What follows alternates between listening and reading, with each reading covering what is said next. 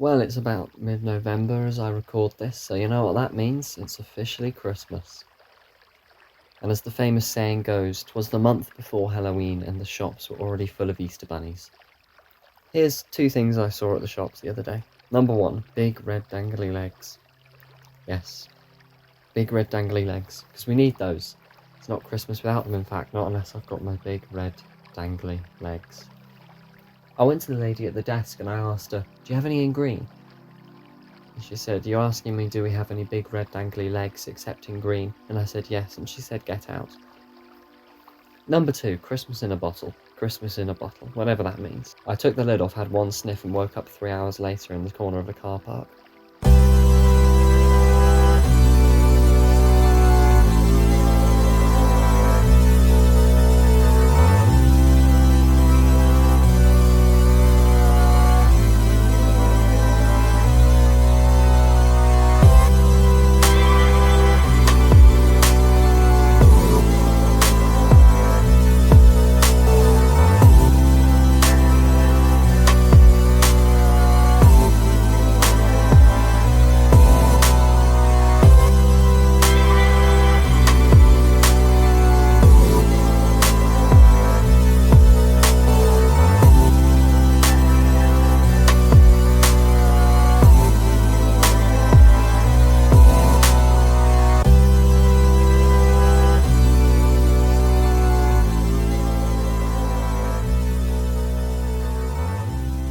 A cynical person might say that Christmas is just a month of misery and regret disguised in tinsel and fairy lights, which is why I'm going to say it.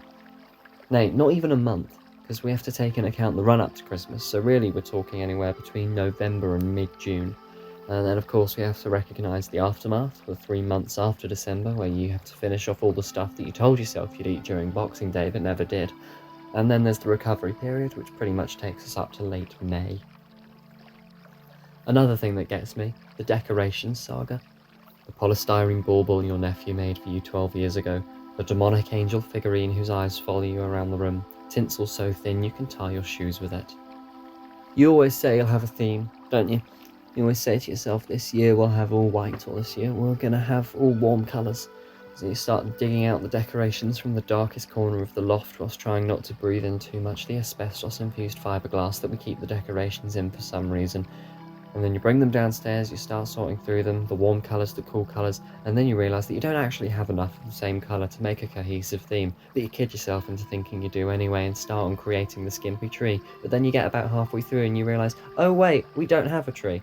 So you have to drive out to some farmhouse where a man is grafting pine trees that he's grown, and by grown I mean cut down from the local nature reserve at 3 in the morning, and you have to choose between the different sizes. You've got the 3-foot one, the 5-foot one, and the 12-foot one. So you buy the 12-foot one, of course, and kid yourself into thinking it's going to fit in the boot, but it's not going to fit in the boot, so we've got to leave the kids behind.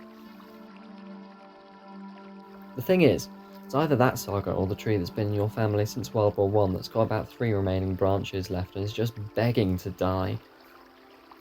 So you wrestle it into the living room, and then you have to put it in that little plant pot but for fully grown trees, but you can't lift it up because you're not Darren the yoga instructor.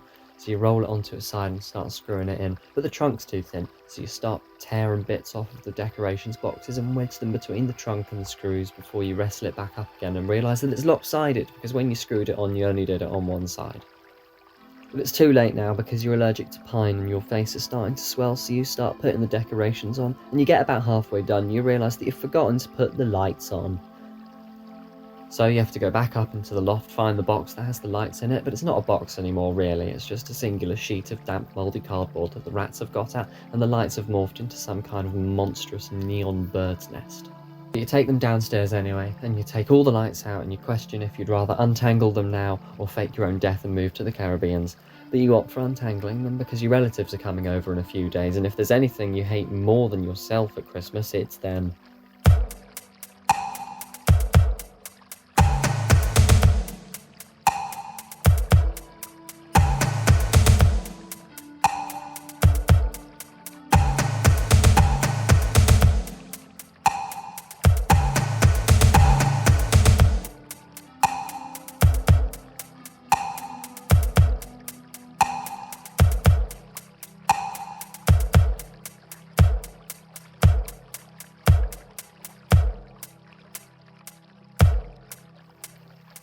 So you're about to put them on the tree, but then you remember that you need to put the lights on first, and if you don't, then Jesus hates you. So you debate taking everything off, and then you just say, screw it, and do it anyway, praying to sweet baby Mary or whatever that when you turn them on it'll catch fire. But they don't, because why not? Because they don't work. Why? God knows. You only use them once a year, literally the 1 month of a year that you need to use them, and they don't work.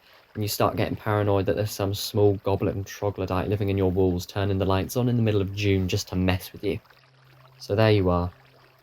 It's 9 p.m, Christmas Eve, and you're absolutely bombing it down 120 to the garden centre to get new lights, dripping a pine needle-infused nosebleed all over the dashboard before fighting your way through the tangle of reindeer antlers and aggressive blue-haired teenage sale assistants who want nothing more than to ruin your day.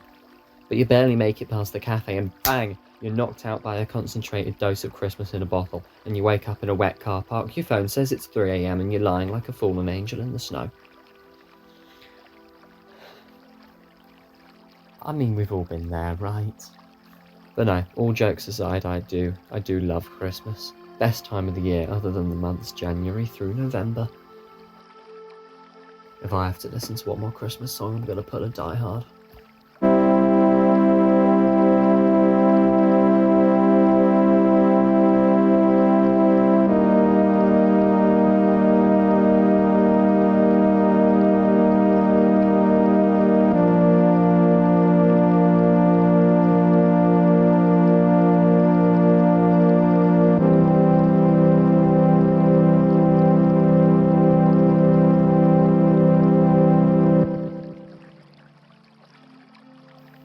New Year's resolutions.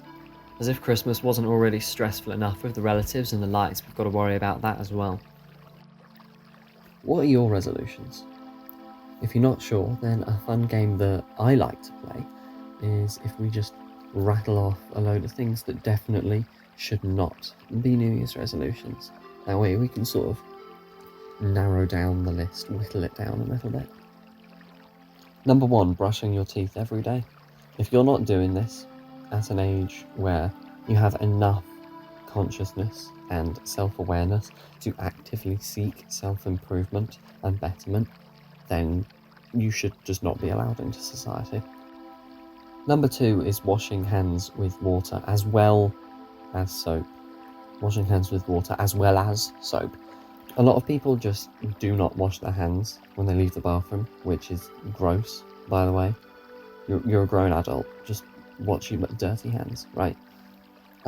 What I think is actually even arguably worse than not washing your hands at all is just washing your hands with water when you leave the bathroom. That's not washing, that's rinsing. You're not killing germs, you're just slightly inconveniencing them by making your hands all slippery so they can't walk right. What you don't hear about a lot, though, is people who exclusively wash their hands with soap. No water, no paper towels, no broken airdryer, nope, just soap. Just raw dogging it out there with slippery, sud-riddled, soaked-up hands.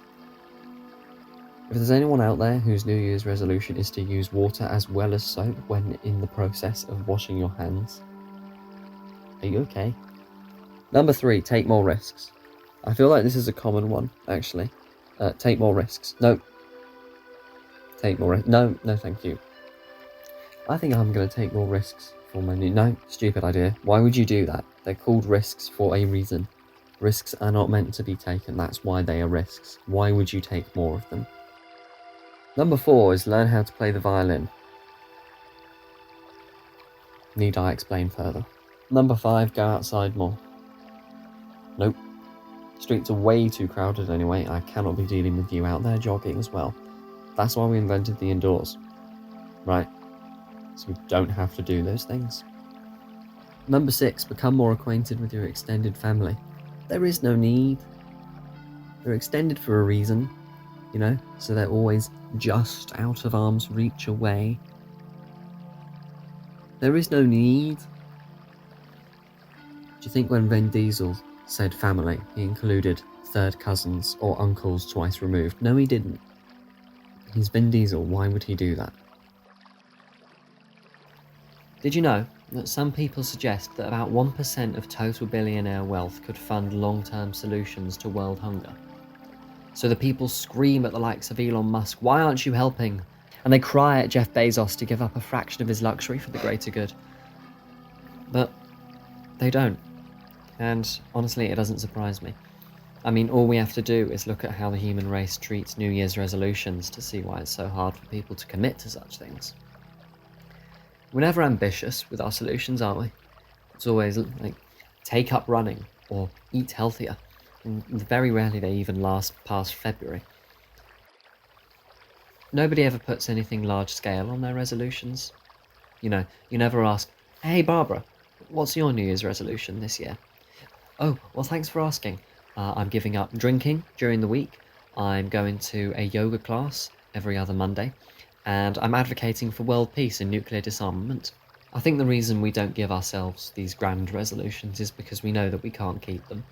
So, the next time you ask Elon Musk, "Hey Elon, why don't you give up a tiny percentage of your hundreds of billions of dollars in assets to help solve famine?" Just remember that he's trying to give up chocolate this 2026.